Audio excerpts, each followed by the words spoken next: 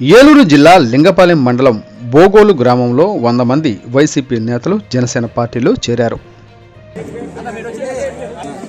గోల్కొండ శివ గారు, గోల్కొండ రామచంద్రరావు, గోల్కొండ ఆంజనేయులు గారు, గోల్కొండ వెంకటేశ్వరరావు గారు, రాఘవ గారు, సౌరవ వెంకటేశ్వరరావు గారు, సౌరవ వెంకటకృష్ణ గారు, రాంపురం వెంకట సత్యనారాయణ గారు, సౌరవ వెంకయ్య గారు, సౌరవ మహేంద్ర గారు, సౌరవ రామారావు, పంది పెద్ద సత్యనారాయణ గారు, నరదల మస్కీ గారు, పంది సుధాకర్ గారు,